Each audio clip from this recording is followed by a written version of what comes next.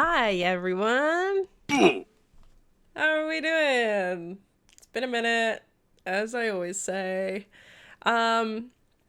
Listen, I meant to make a video last month. My goal this year is to at least make one video a month, and I've already failed. Because it's March, and February flew by, even though we had an extra day. We had a leap year. And I still didn't upload. So I'll fill you in really quick on what my February was like, because it was way too much for me. So worked a lot. That was kind of the main reason why I didn't make a video. I had to get a new car, which is both exciting and also hurts my soul a lot, because there's nothing that makes your ass pucker more than having to sign away, a car note because you just bought something that's $20,000. But hey, at least I feel like my car's not going to explode every time I go on the highway now, so I guess that is a positive. I made the ACOTAR fandom kind of mad on Instagram.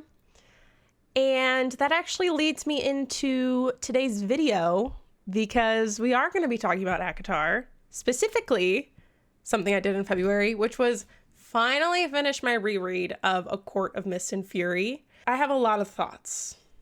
So I read this originally in 2022. It's 2024. And similar to my last video where I talked about ACOTAR, A Court of Thorns and Roses, we are going to do a book report, so I have a whole PowerPoint breaking down the characters, the plot, and my own personal thoughts and reviews.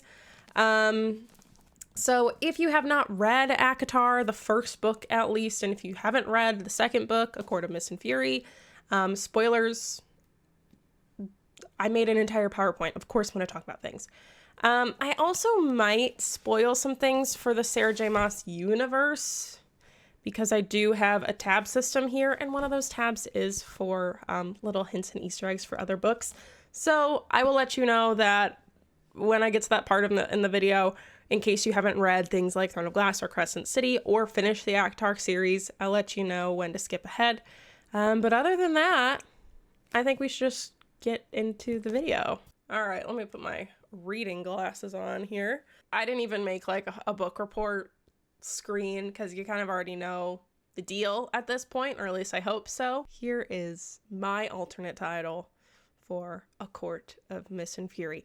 I think, and Sarah J. Maas, feel free to contact me if you want to bounce off ideas for your next book title, because honestly, I think I'm a lot better at naming these than you are. No hate, no shade, no pink lemonade. I just have your people contact my people, and my people is me. So anyways, this is what I would title A Court of Mist and Fury. A court of even more horniness and racially ambiguous men. The only man that I know whose race is what is Tamlin, and that's because he's just white as fuck. So who knows what Rhysand and Cassian and Azriel, what the fuck they are, because they're just, from what the fandom seems to think, tan white men. But we'll get into that. We'll just get into the characters. We're going to get right into it. So first one, we still have our main girl, Feyre. And we're still keeping up with our, let me make myself a little smaller. We're still keeping up with the energy pictures over here on the side. There's a joke with people who have read ACOTAR, specifically the ACOTAR fandom. I wouldn't say I'm like a part of the fandom, but I am a reader of the books. Where she might be an artist, she might be a painter, but I wouldn't consider her an artist because I like to pretend that she's really bad at art. I'm going to say this right off the bat. I know that if A Court of Thorns and Roses was a Beauty and the Beast kind of retelling, A Court of Mist and Fury was obviously supposed to be like a Hades, Persephone, Demeter type deal, with Tamlin being Demeter, because like spring, Feyre being like Persephone, and then Rhysand being Hades, because it's like he takes her away for a little bit, brings her back, blah blah blah, whatever. I like to compare this book to Shrek 2, because There is no way in hell you can't tell me that Feyre is not human Fiona, Tamlin is not Prince Charming, and Rhysand is not human Shrek. So for each character that I give, I'm going to give like who I think they would be in the Shrek 2 universe, because that makes sense to me. All right. So again, let's get into Feyre. Obviously she's an artist. She's sensitive about things. And coming right off of A Court of A Court of Thorns and Roses, after she beat Amarantha. Wow, she didn't beat Amarantha. Amarantha kind of beat the fuck out of her, killed her. Then she was revived, but also she suffered 3 months of just torture and torment while her lover just watched because he sucks. So she's pretty traumatized in this book, obviously. I mean, she literally died. I personally, like I said before, think that she might have been based on Fiona from Shrek. Because, come on, does she not? I almost pointed, you can see. Does that not kind of look like her character description? Tell me or tell me no. Just a reminder, she did make a bargain with the mystery shadow man, Rhysand. This bargain essentially says that I think it's like every month for a week she has to go to the night court with him. But in the book, it's been like a hot minute until he calls in that bargain, which we'll get into when I talk about the plot. That is a thing. Okay, that's something that she did. She has a little tattoo for it. She still continues to friend zone Lucien, who is like the most sane person of the series. Now, if it were me, would I be friend zoning Lucien? No. But apparently Feyre just loves that little blonde gremlin. Tramadol. So she is learning how to read in this book. Illiteracy cannot get this bitch anymore. And she is also, like I said, she died in the last book, and all of the High Lords gave a little seed of their power. And so now she is like a super powerful mutant Ninja Turtle. Because she's not, well, she is Fae, but she was human before, so she's like a weird new subspecies of the Fae, whatever. Next person we got is Tamlin. He is Prince Charming, who now looking at him kind of just looks like a yassified Ellen DeGeneres. So now I'm just only going to think of Tamlin as Ellen DeGeneres. He's still a literal piece of dog shit of a person. He is also traumatized, which is like fair. Like people make that point. But like, he's such a dick about it. And I feel like he just hates women. Like, let's be real. There's a point where Feyre is like, oh, so if we get married, would I be your high lady? And he's like, there's no such thing as a high lady, you stupid bitch. He doesn't say that, but he kind of like, I don't know, he kind of looks at her like, why would you think that, you fucking weirdo? And then he's surprised when Feyre doesn't want him anymore after he treats her like shit. So he's also stupid. Again, he's Prince Charming from Shrek 2. He hates poor people because there's a part where there's something called the tithe, and Feyre, like, okay, so 50 years under the mountain, and all of his people obviously were like also traumatized and couldn't, like, they didn't have fucking money because Amarantha was like a tyrant. And now, like, everyone's free, and instead of like celebrating with his people, he's like, okay, time to pay taxes. What? So this like lesser fairy is like, I don't have anything to give you because we just got freed. So like, what do you want me to give you? Amarantha like killed all of our fish because she's like a water nymph, lesser fairy, whatever. And Tamlin's like, sorry, shouldn't be poor. Give it to me in 3 days or else we're, I don't know, executing you. He didn't say that. Whatever. He's like going to evict him. Or I don't know what the fuck he's going to do. Break their kneecaps? Who knows? And Feyre helps them. And he's so mad because he's like, no, they're going to ask for handouts. He's essentially a conservative. So I think in the real world, I think Tamlin would be a Trump supporter. And If that doesn't convince you enough that he's a piece of shit character, I don't know what will. He also hates women, again, but we knew that because he hated them in the first book. Lucian, who I had to think about this one. I was like, who would he be from Shrek?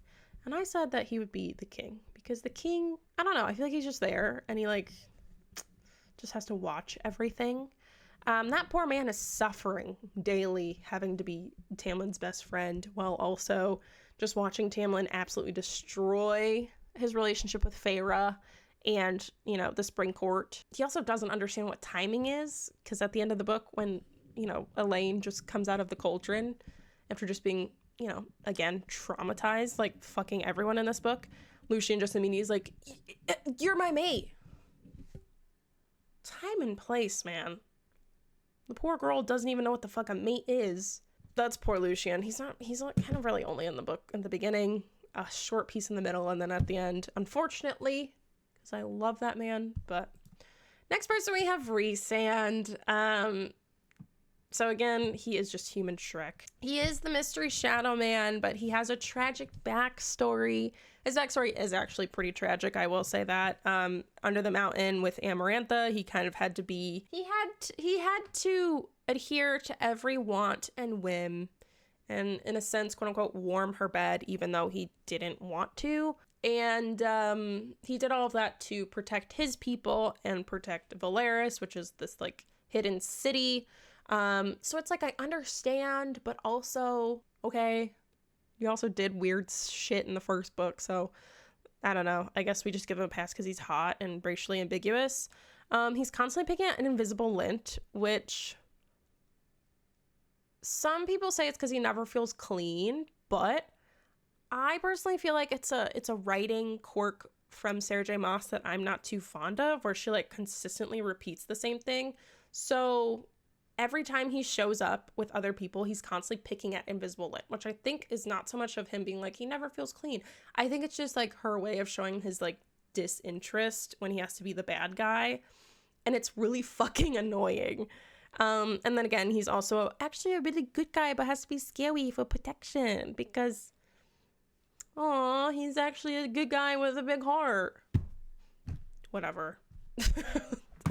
Rhysand, okay, so like in the second book, I do like Rhysand, but rereading this series, knowing how insufferable he gets by A Court of Silver Flames, it's so hard for me to like look at him objectively because he's so fucking annoying in that last book.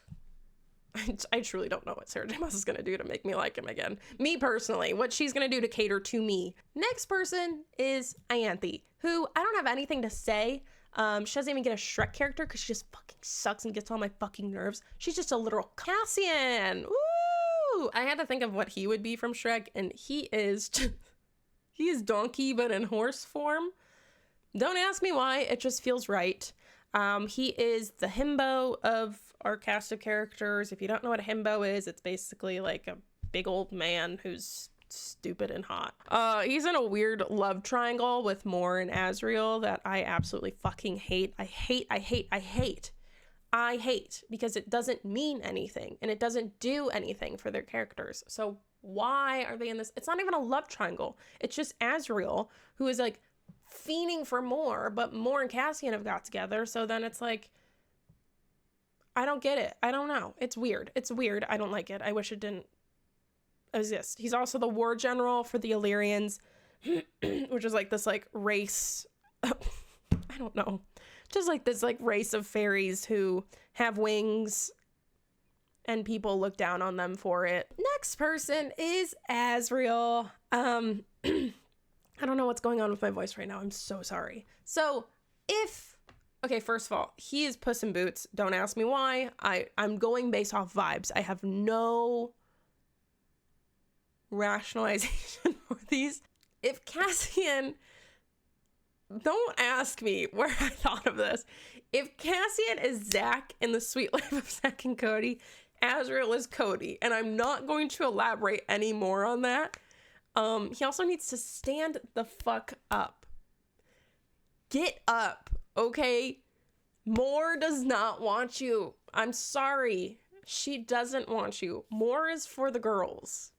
Okay? Stand up. Get on your 2 feet. Stand the fuck up. Enough.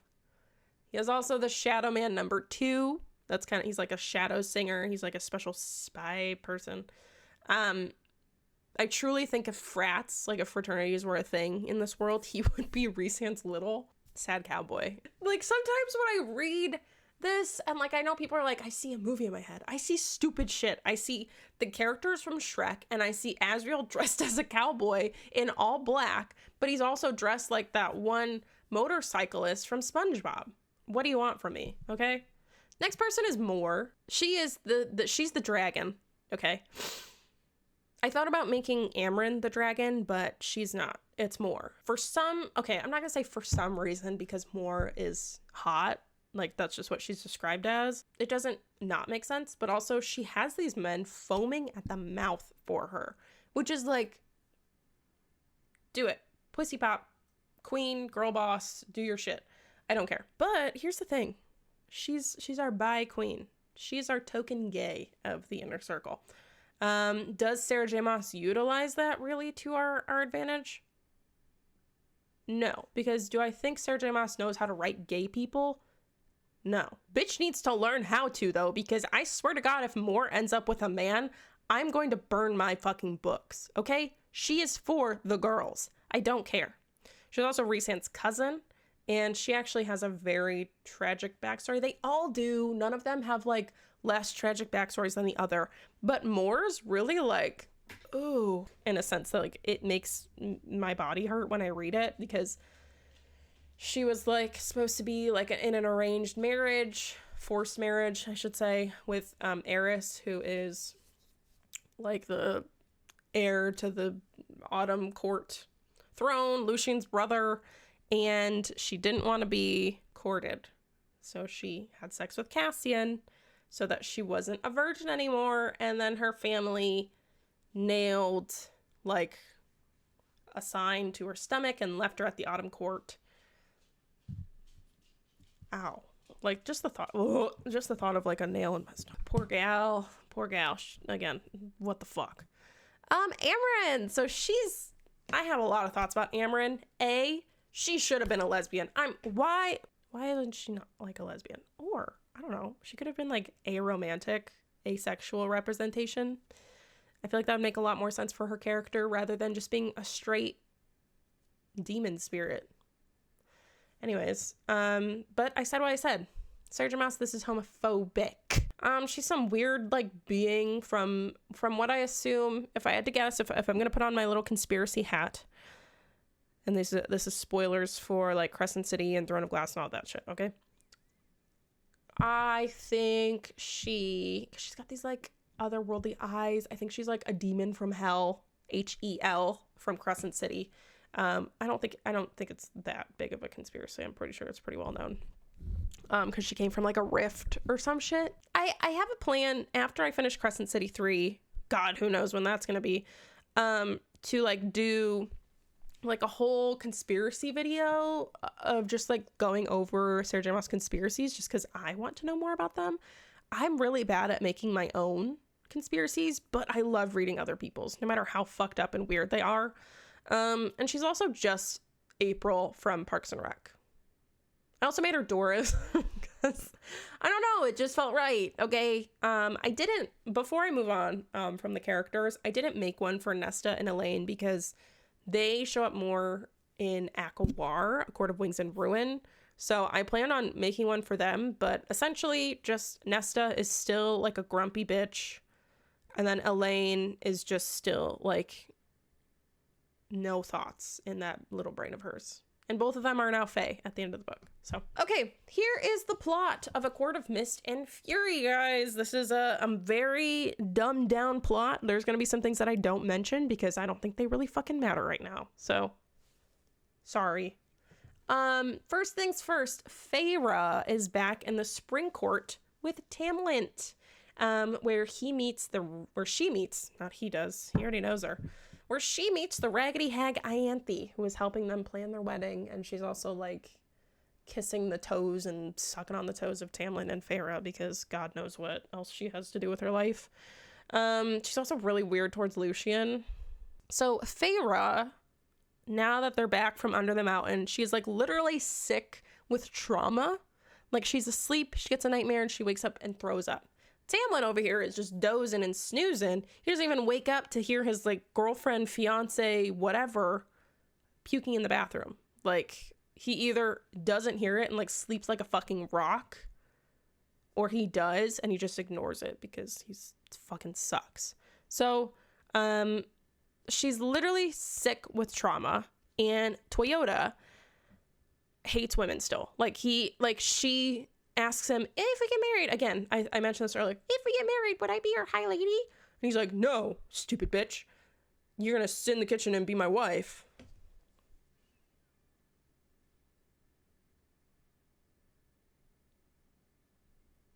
I'm supposed to like this man. I'm not, but like, am I supposed to feel some sort of sympathy for him? Genuinely. Like, am I supposed to feel any sort of sympathy, or was this a full character assassination from Sarah J. Maas? Because some people have argued that I'm supposed to feel bad for him. And I don't. And I'm not gonna. Okay? If he comes back later, I don't fucking care. I don't care. I don't care about that man. So they start to get ready for their wedding and whatever. Feyre has to wear this ugly ass dress. It's like tulle, and it's huge. It's ginormous.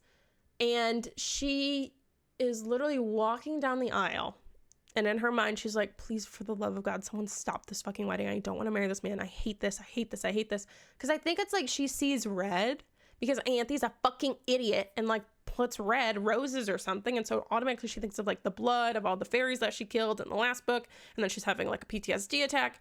And apparently with the bargain, she can like mind speak with Rhysand, and so she's like throwing down their bond. Someone please save me from my weird almost husband who is staring at me even though I look like a marshmallow with tulle taped to it. Someone please help me. And so who shows up? Rhysand, and he's like, hey, I'm gonna call him that bargain, and you have to do it, so come with me.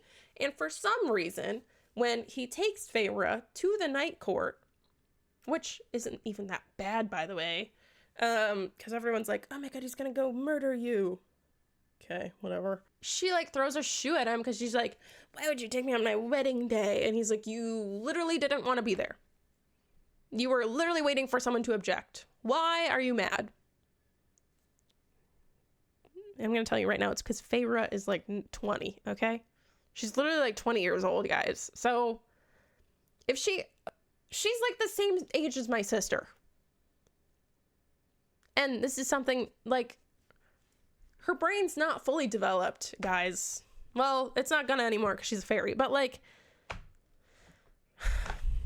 I have to keep reminding myself that she just ended, like, being a teenager, and she's only just now a young adult. But God, why the fuck are you mad? Rhys is like, well, I'm just gonna go do my shit while you're here for the week. I want you to learn how to read because I need help with the human realm. And she's like, I don't know how to read. He goes, I know. That's why I said I'm gonna help you learn how to read. So either get your shit together and learn, or be illiterate for the rest of your life, you stupid bitch. And she's like, no. And then she goes back, and Tampon is like up her ass every time she comes back, and it's so fucking annoying. But there's like a constant like back and forth. Like she goes to Rhysand for a little bit, and then she comes back to Tamlin for like her 3 weeks. Tamlin and Lucien are like, what happened? Blah blah blah. Is he like working with blah, blah, whatever? Like, what's he doing over there? We need to know. He's our enemy. And she's like, I don't fucking know. He doesn't tell me shit. He's just making me write sentences, and I can't spell. And then she goes over to Rhysand, who he's like, oh, war is coming, and also that bitch Ianthe, don't trust her. She sucks. And then what else? Oh, what am I talking about? What else? I literally have a whole PowerPoint right here. And then Tonka Truck is like, it's no big deal. Like, there's no war going on. And she's like, well, I have powers that like Rhysand is telling me that I should work on. And he's like, don't listen to that man. We're going to keep your powers a secret.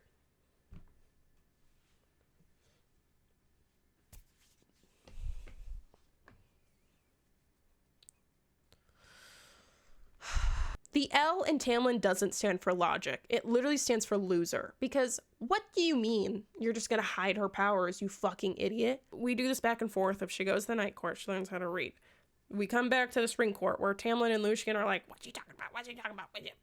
He's talking shit. And each time she goes back and sees Rhys, she's like withering away. She's like not eating at the Spring Court. She's not sleeping. She's having a bad time. The vibes are bad. And so she literally looks terrible, which for a fairy to look bad, then it's really bad because they're supposed to just be hot all the time. And she is not girl bossing right now. She does not look hot because she's doing really bad. And Tamlin doesn't fucking care. He literally does not give a fuck. Again, you know, Lucian and Toga are trying to make Feyre a spy. They're not doing very good because they're not very convincing. And it doesn't really work because I know in my heart of hearts that Feyre was starting to develop a little bit of a crush on Rhysand. So she's like, I don't know anything, blah, blah, blah, I don't know. At one point, she just ends up in Lucian's mind. Like, she's looking at herself and she's like, what the fuck? And that's how we find out that she's something called a Damaitai, a Mai Tai, where she can like enter people's minds and like scramble that shit up. Rhysand is one. I think Azriel is one. Whatever. And you have to like learn how to block them out. Whatever. And so, like, things continue. The whole, like, first part of this book is literally, like, go to the Night Court, come back to the Spring Court, go to the Night Court, go back to the Spring Court. Constantly get worse and worse and worse and worse. Until finally, Feyre is like, let me go on this, like, thing with you. You're going to go check out the wall. I want to see, because if I'm going to be your wife, I want to help, okay? I want to help these people. I want to, I literally saved your entire fucking fairyland. Let me go see the goddamn wall. And Tamlin's like, no, I have to keep you safe. So I'm gonna lock you in my prison castle. Okay, babe? And so Feyre is literally losing her fucking mind in this like bubble. Like, she's trying to winnow. She's like trying to break out of this lock. And Moore, who is Rhysand's cousin, who she met through going back and forth between the Night Court and the Spring Court, comes in, scoops her up, and takes her to the Night Court. So they take her to Velaris, which is like the city of Starlight. It's this hidden city. No one outside of Velaris or the Night Court knows about it. Or not the Night Court. Rhysand's inner circle, his court, knows about. Like, not even like the Court of Nightmares knows. This is where she meets the inner circle. We meet Cassian, Azriel, and Amren. Feyre takes a little bit to kind of get used to it, the concept of like being in another court. She eventually like kind of accepts that it's either stay here or go back to her abusive fiance man-child. So you gotta choose the lesser of two evils here, girl. And she chooses Velaris, rightfully so. That's what I would do too. Rhys kind of takes Feyre on a couple of like little missions to get her prepared and get her used to being a fae. One of them is she has to go to the Weaver's cottage, which she's like this like scary blind old lady who's like a hoarder and has a cottage, I guess I should say. And Rhys is like, here's your first mission, because you agreed to do missions for me and train. So here's your first one, girl. You're gonna go into this scary lady's cottage, okay? And you're not gonna alert that she's there, that you're there. And you're gonna find a ring for me, because I need to check that if you can find this thing, because it's linked to me and you have power, my power inside of you, then this thing should call to you like you're me. Okay? He's like testing the bounds of her powers right now. So he sends her in. She finds the ring. And she alerts the Weaver by accident that she's in there. And it's like, the scene of, so she has to come out eventually. The Weaver like locks the door, okay? Rhysand is just in a tree and he can't interfere, okay? He's like, I can't help you, so you gotta be really quiet. And she has to climb up this like fireplace chimney made of like humans, like human skin, and like I think she was talking about like the hair. And she like sets the couch on fire. She gets the ring. They leave. Next thing, she has to go visit something called the Bone Carver, which is like the Weaver's sister. And he is kind of similar to Amren, where he's not of this world.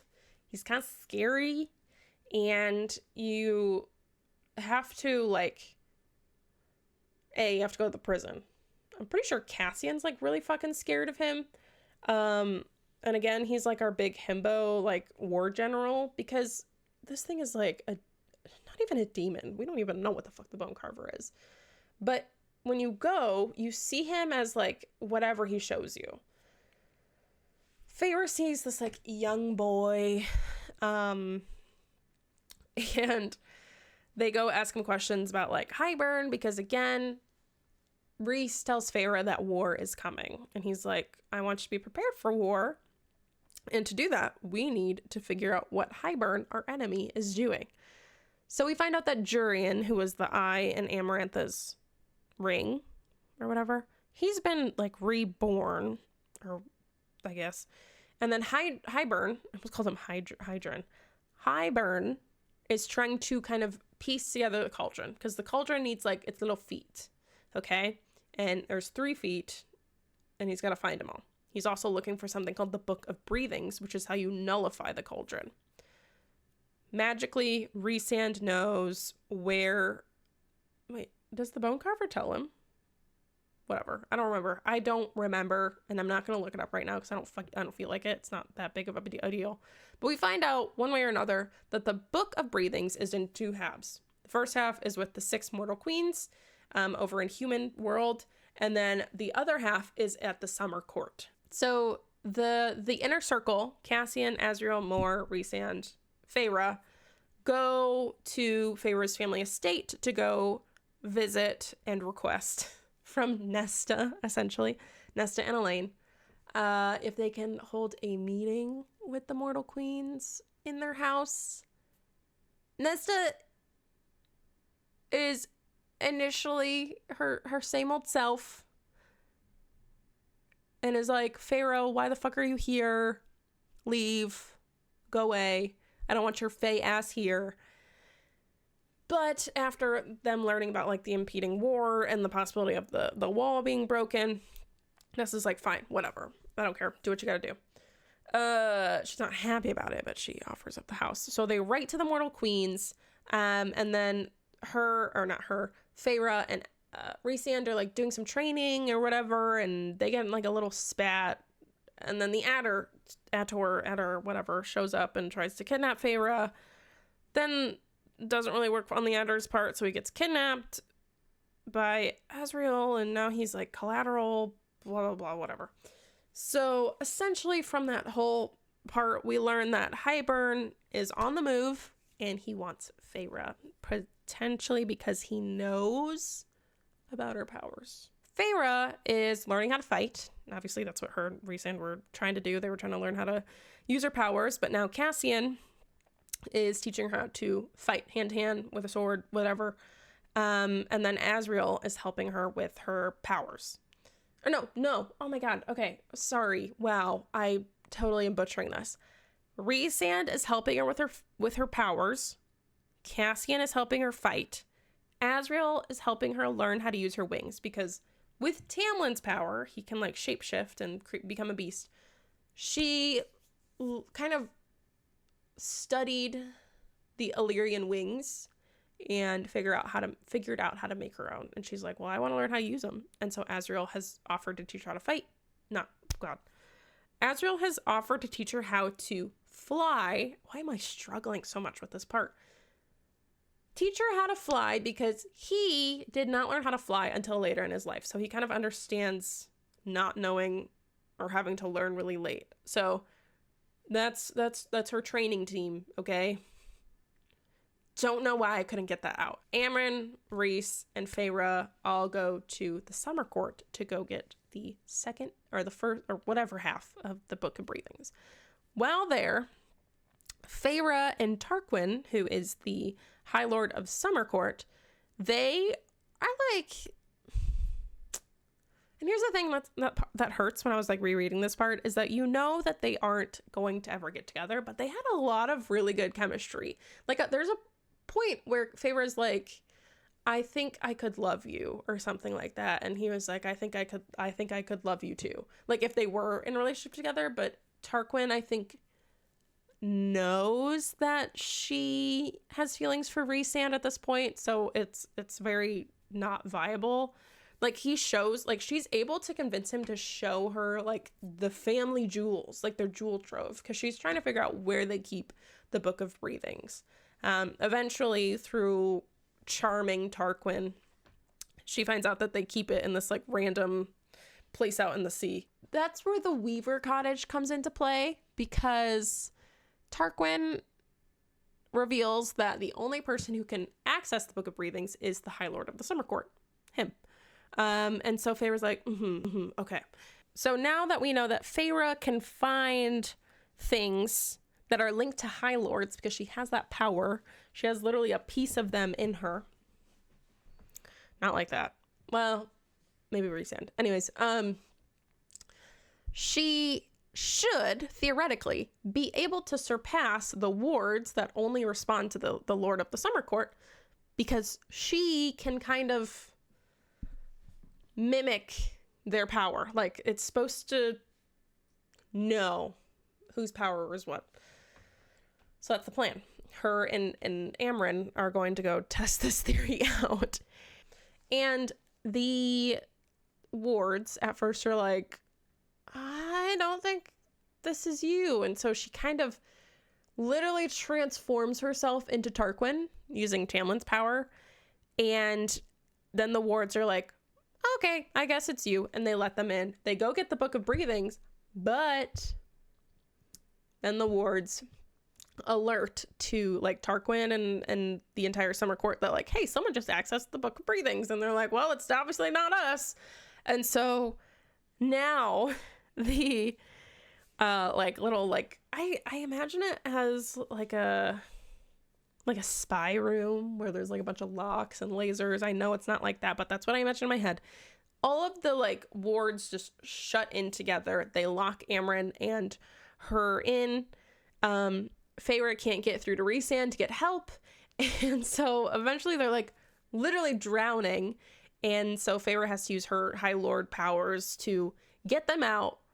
They just barely get out without drowning. And then Rhysand's like, hey guys, did you get the book? And Amren and Feyre are like, yeah, without your fucking help.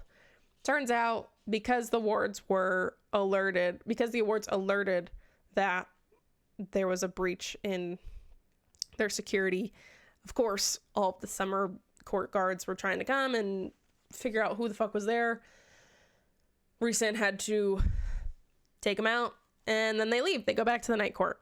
Obviously, Tarquin knows who the fuck stole the Book of Breathings. So they all get blood rubies, which is a declaration from the Summer Court that if you are ever found on Summer Court territory again,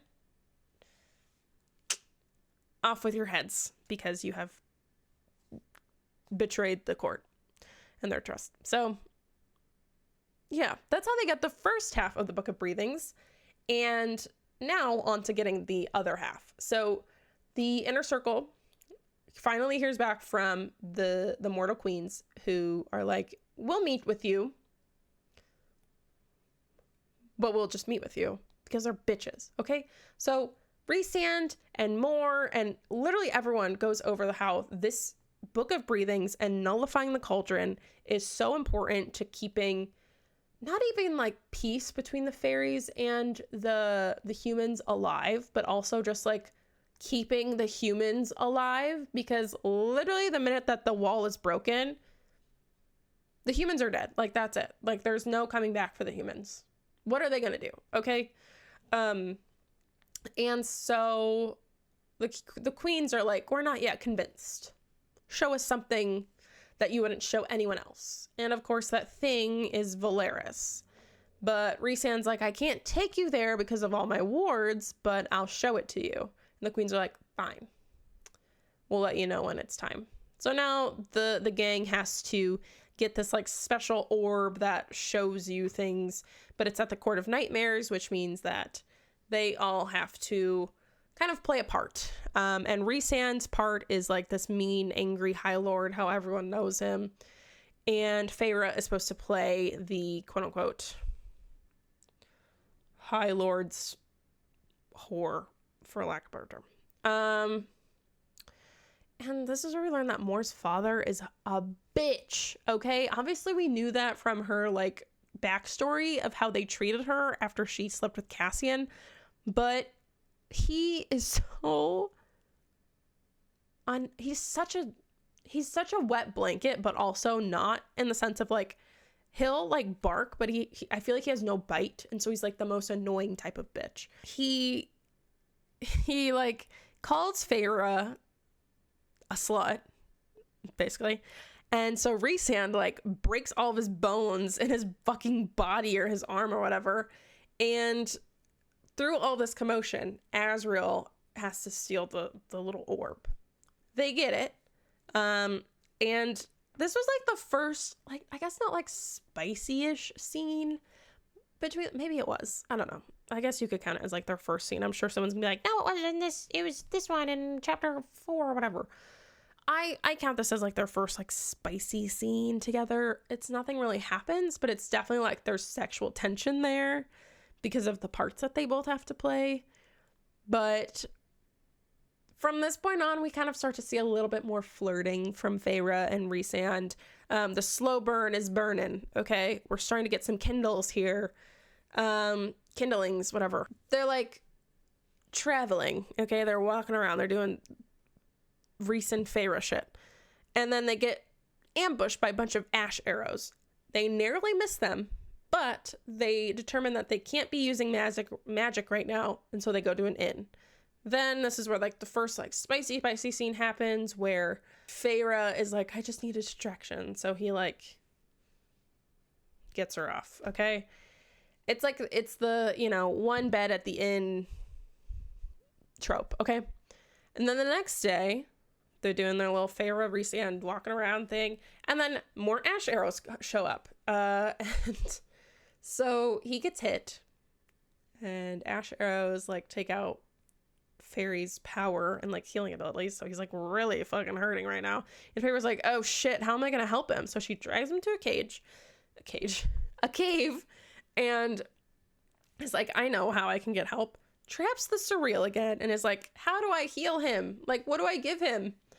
And the Surreal is like, oh, well, if it's really easy because you have the power already, like, all you need is your blood. Like, if you want to save your mate's life, give him your blood. And Feyre's like, oh, cool. My what? And she gets pissed. Some I can see and, like, understand where it's like, you've been lying to me, but also at the same time, it's like, when was a good time to tell you? Like, genuinely, like, when would you have wanted to know? Because I feel like there was no good time for him to tell you. So why are you mad? Anyways, so she's pissed. She literally, like, begrudgingly gives him her blood, and then he's like, you saved me. And she's like, fuck you, take us back right now. And he's like, what the fuck? She's like, how long have you known? How long have you known that I was your mate? And he's like, oh, shit. So he winnows them back, and she literally is like, boom, here's your fucking inner circle. I'm leaving. So Mor takes her to the cabin, like his family cabin, where she's like, take the time you need. Just know he didn't do it maliciously. And she's like, I don't care. And then locks herself away in the cabin. And in this time, she's like, just doing fucking nothing except painting on the walls.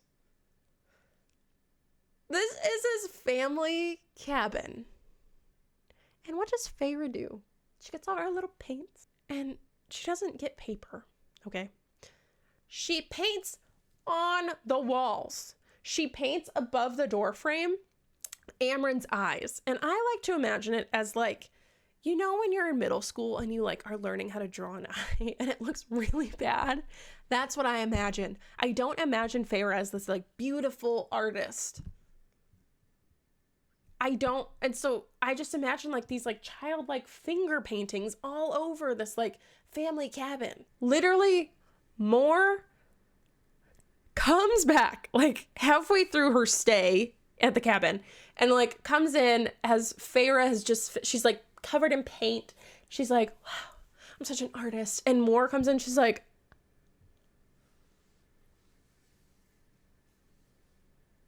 wow.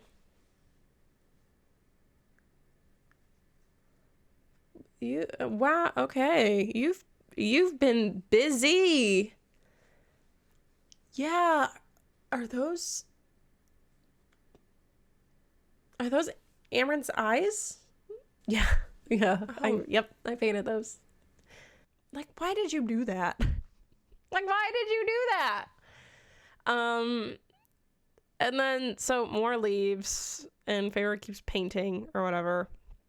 And then Rhys comes and he's like explaining the whole concept of like mates and then like how his parents were mates but they weren't made for each other. That part I don't really understand. Like, what's the whole point? But whatever. He talks about how the way you accept a mate is that like the woman makes you food, but also like mates can be gay. So like how does that work? Is there like a different gay mating ritual, Sarah?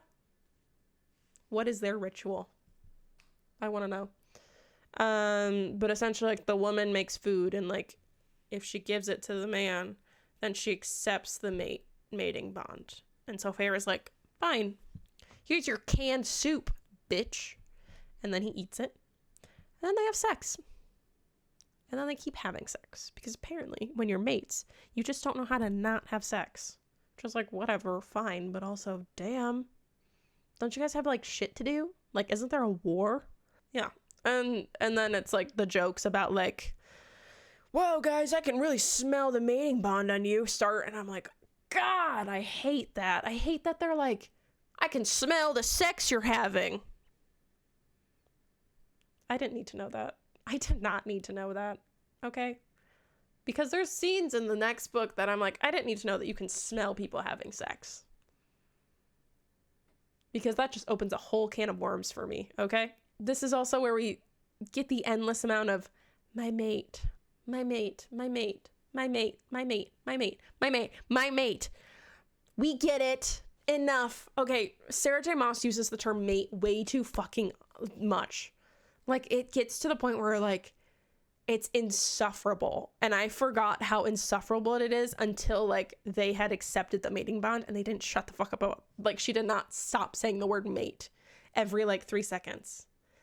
God. And it's even worse in ACOMAF. Oh, it's even worse in ACOMAF. Wow. That's for next time. But so eventually we hear back from the human queens and they show them Valeris with their little orb, and the queens are still like, no, we don't want to give you the book. Thanks though. That was really cool and all, but we don't want to give you the book. But there's another queen who sneaks it to them. She like hides it under her dress, and then when they disappear and they leave, it just like boop, out her skirt, and it's just there. Like she pooped it. Like she pooped it out or like laid an egg. It was just there under her chair. And so now they have the other half, the Book of Breathings. Obviously, the mortal queens were not very happy about this. And so after Amren decodes the books, because that's a whole portion and like plot filler that we had to go through until she did that, then obviously the mortal queens kind of ratted out or like sold the Night Court out because they told Hybern about Valeris, and now there's an attack on Valeris. The Adder, whatever, however the fuck you say his name, is there, and there's literally like the queen that gave them the book is like absolutely decimated on a ship. So it's like definitely a like a message. And Feyre helps fight against Hybern's little battle and kills the adder, and then the wards are fixed. Boom, done. Okay, now we're in the final like 100-ish pages of the book. The gang, this has been the plan all along. They've got the Book of Breathings. Amren has been like, this is what you read to the cauldron. Do not put the book together. They need to be separate. Okay? And Feyre's like, okay. Mind you, she may be literate now, but that doesn't mean she's smart. She's still really fucking dumb, because they go to Hybern's castle, they get through the wards, and then Feyre goes out to the cauldron. She's like, okay, I'm ready. I know my lines. And then the cauldron's like, put us together. Put us together. We know you want to put us together. Please put us together. And Feyre's like, yeah, and just smashes those bitches together. And of course, it like fucks up the whole plan. And now Hybern's like, well, look who we have here. And who's with Hybern other than Jurian, who we already knew was going to be there. But Lucien and Turkey Leg, they're there. Because why? Because they're little bitches. That's what they are. They sold their asses out. All because Tamlin doesn't know how to just get broken up with. Feyre literally wrote him a letter that was like, I'm fine. Don't come look for me. I'm breaking up with you. And Tamlin was like, you know what this requires? Treachery. He like thinks that Rhysand like tricked Feyre into being with him. If you have to commit treachery against your like country to get a woman back who left and doesn't want to come back, I think you might be the problem. Like I have a very strong inkling that you might be. Feyre is like, I'm not going with you. Like I'm not going with you. And Hybern's like, oh, is there a mating bond I smell? And you're like, smell, ew. And Tamlin's like, nuh-uh. And Hybern's like, they're mates, guys. What do you want me to do? Like, Hybern's essentially like, got what I wanted, but do I really have to fulfill my obligations now? Can't I just kill them? They're here. And Tamlin's like, no, give me back my woman. And then Hybern throws Tamlin under the bus and is like, well, look what I got. And pulls out Nesta and Elaine and the Mortal Queens, because they also sold out Nesta and Elaine. And the Mortal Queens, for giving up Valeris, what their end of the bargain was is that they would become Fae. They would no longer be mortal queens, they would be immortal queens. And Hybern is like, but I gotta show them that it works first, that if I throw them into the cauldron, they'll be young. So let's throw in Feyre's sisters, why don't we? So first goes in Elaine. She comes out obviously traumatized, and Lucien is like, you're my mate. Mind you, Elaine has just been spit out by this magical bathtub and has a fiance, is supposed to be getting married, and now she has this random man with no eye being like, you're my mate. We're meant to be. Lucien, learn time and place. God damn it. And then, so Hybern is like, okay, next one up. Throw Nesta in, and Nesta is like clawing her way in. She's like, you're not gonna get me in. She's like a feral cat, if you're trying to put him in a bathtub. And so they dunk her in, and Nesta comes out very different. Very different. So Nesta, like, physically assaults the cauldron, for lack of a better term. Like, she's like, I took a piece of that bitch. And now she's got like these silverish eyes like Amren, I think. I'm almost positive. Like her eyes are different. She's different. She took something she was not supposed to from the cauldron. So the cauldron's pissed. It's like a sentient thing. And so when Hybern throws in the first Mortal Queen, she comes out like an old hag because the cauldron's like, fuck you. Stop throwing shit into me because now this bitch took a piece of me. And I hate it. Cassian's wings are all fucked up. Azrael got fucked up. Yeah, so Hybern's like kind of just cutting down the inner circle like a bunch of trees, and he's the machete. So it's not really looking good for the Night Court here. And Tamlin's like, oh my god, this isn't what I wanted. And then turns out that it wasn't only the Mortal Queens that really sold out Feyre's family, but it was also Ianthe. Yeah. Yeah, and Tamlin's like, my dearest old friend sold you out. Oh my god, Feyre, I'm so sorry that I didn't ask for that. And even Lucian's like, what the fuck, dude? Like, why did you, like, he's very much like, why are we doing this? Why did you agree to this? Feyre actually uses her brain cells this time. She rubs them together and comes up with an actually good idea for once. And so she pretends that the whole time with Rhysand, she was under a spell. And like, she literally, so she's got like the light power from the, who was it? Like, was it the Dawn Court or whatever? Where she can like turn herself into like basically a glow stick. And so she pretends that she uses that power to pretend like there's a spell breaking, when really what she's doing is she's using that power to break the wards so that Rhysand and everyone else can leave. And then so she's like, you know, lifting herself up and pretending to be like breaking her curse.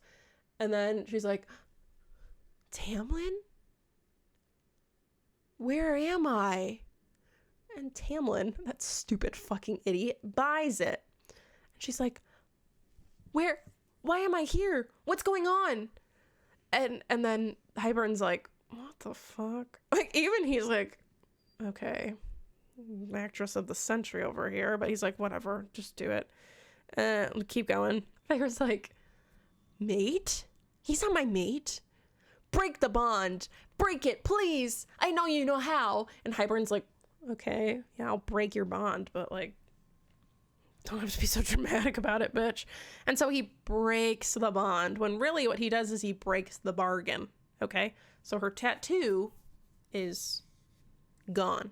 This, him breaking the bargain, erases that tattoo on her hand, okay? So she like crawls back to Tamlin and she's like, help me, get me out. I hate this. And even Lucian's like, you believe this, right? And Tamlin's like, my darling, my honey, my babe, come back. And he's buying the shit because he's so fucking stupid.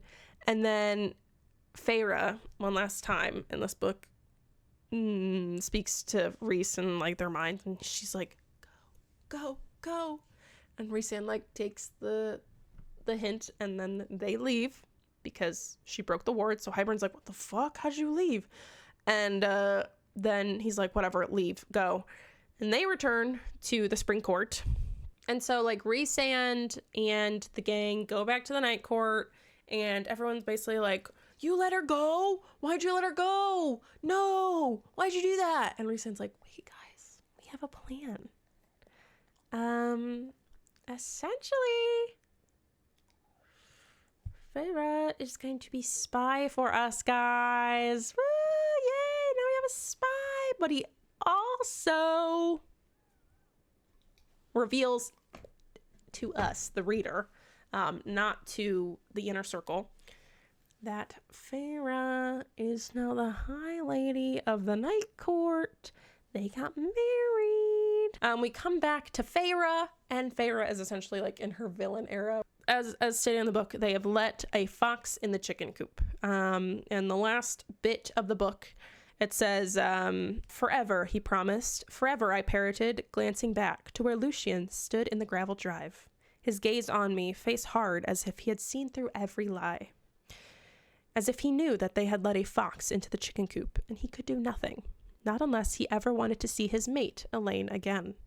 I gave Lucian a sweet, sleepy smile. So our game began. We hit the sweeping marble stairs to the front doors of the manor.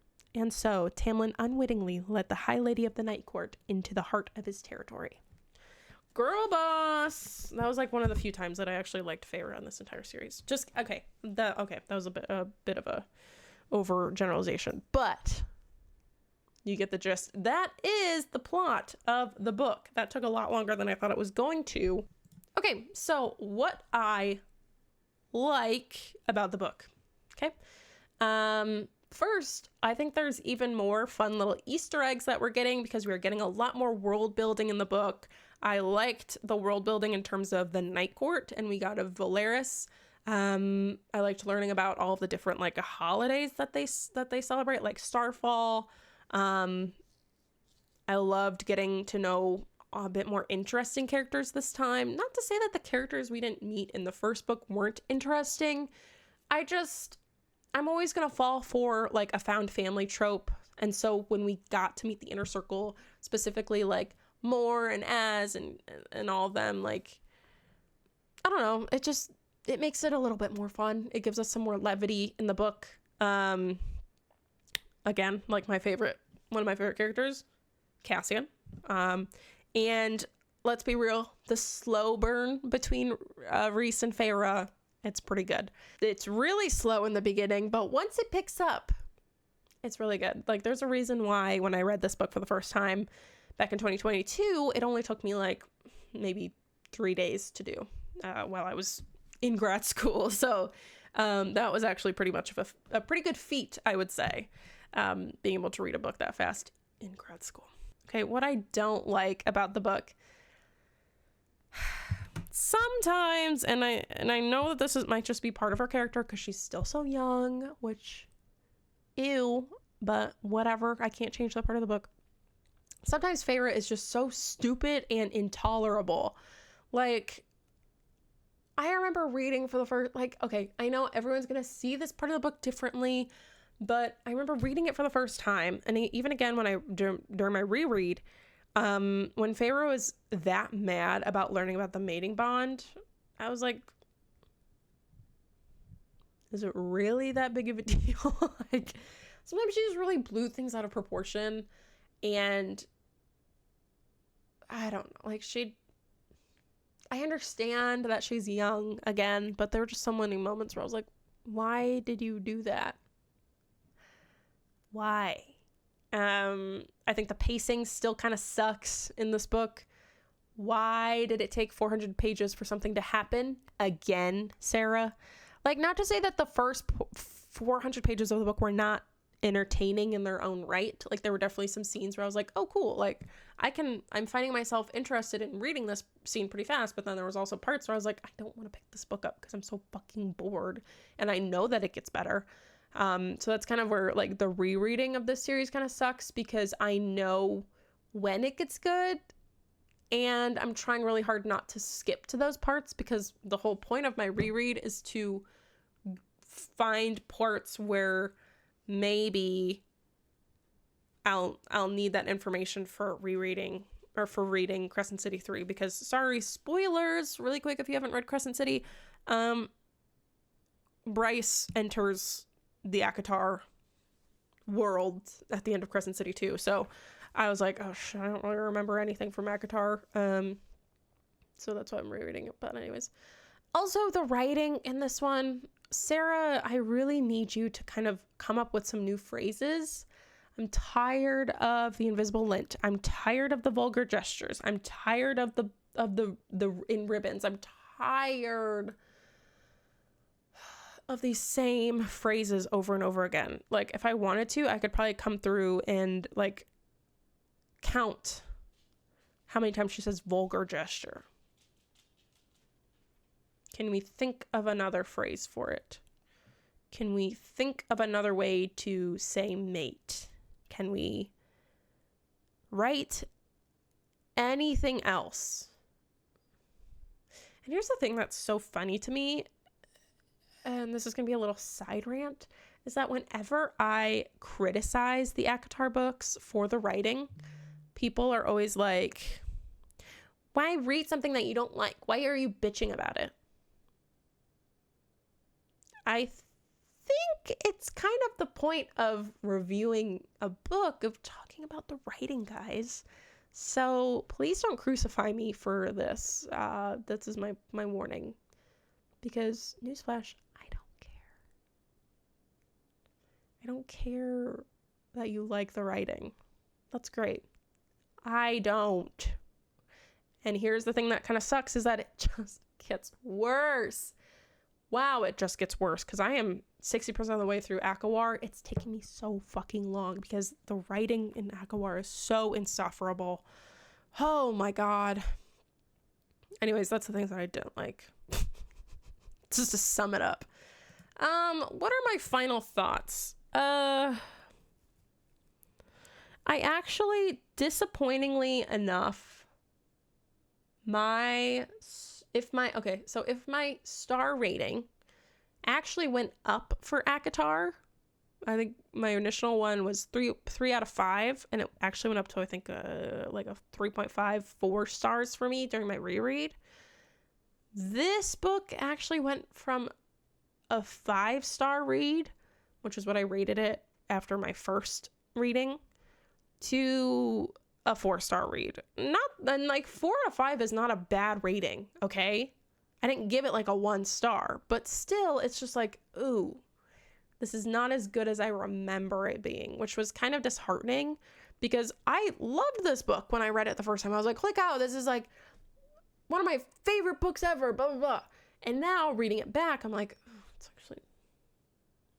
actually deeply flawed. And I actually don't really like the writing and some of the characters. Oh, it's like watching a movie that you watched a lot as a kid and you're like, oh, this is actually really bad. Why did I like this? And it's not to say that I don't like this book anymore. It's just that it's not as good as I thought it was. And so it kind of sucked. I also think that this is like one of the last times Feyre and Rhysand, whatever their ship name is like tolerable for me, because ACOWAR is where I start to really hate them as a couple. Like really hate them as a couple. And so I kind of wish I didn't reread this book so I could still have it in like a nice, have my rose-colored glasses on when I thought back on it. But yeah, it's just not as good as I remembered it being, which is, again, kind of disheartening. But whatever, that's just how the world works, right, guys? Yeah, sometimes books that you read a couple years ago just aren't as good as you remember. So that's it. That's Book Report. Thanks for listening to me yap for over an hour about this book. Thanks for watching my book report on A Court of Mist and Fury. I'm sorry for not posting in February. Again, my hope is to post more often or at least once a month. No promises. It's kind of hard finding time to record my own content. So sometimes it's kind of hard just to find time. But if you would like more consistent content from me, I do have a podcast. It's called Wait, Can I Be Mean? I do it with my friend Natalie, where we kind of just talk about we complain, and then we talk about what our fixation of the week is, and then there's also a book club element at the end. So in February, we read The 7-Year Slip, and then now for March, we are reading Bride by Allie Hazelwood. So each week, we'll kind of give like an update on where we are in the book, and talk about it. So if that's something you're interested in, I have that linked on my page. I have it linked in the bio down below. So far in March, we haven't really been able to record because it's just been a really busy month for both Natalie and I, but we are coming out with an in-person episode here soon, so it'll be really fun. If you're interested in that, go hit the links down below. I've also been a lot more active on my Bookstagram more. So if you want to see my reviews of what books I'm reading or just recently read a little bit more quicker than here on YouTube, feel free to follow me on there. And then I also have a TikTok where I do talk about book I don't really talk about books on there. I just kind of make fun of books. Yeah, that one's kind of a little less serious. So if you're interested in any of those or follow me on those, especially Goodreads, if you really want to keep up with what I'm reading, because I usually update that about like daily or every other day. All of those links will be down below. And yeah, here's to hoping soon I finish ACOWAR and I'm able to make a video in a more timely manner, because again, I finished Court of Mist and Fury like a month ago, and it's just now I've been able to film it. But whatever, who cares? So yeah, thank you so much for watching and putting up with me. If you have read ACOTAR, and specifically A Court of Mist and Fury, what were your thoughts on it? How do you feel about my review? Please put it kindly, because let's remember, read what you want, but also we're allowed to criticize very kindly. So thank you guys so much. Be sure to like, comment, or if you would like, subscribe if you want to stick around. Hope to see you in the next video. If not, thanks for watching. And I hope you all have a good day. And I hope whatever you are reading is an amazing 5-star book. So thank you. Bye.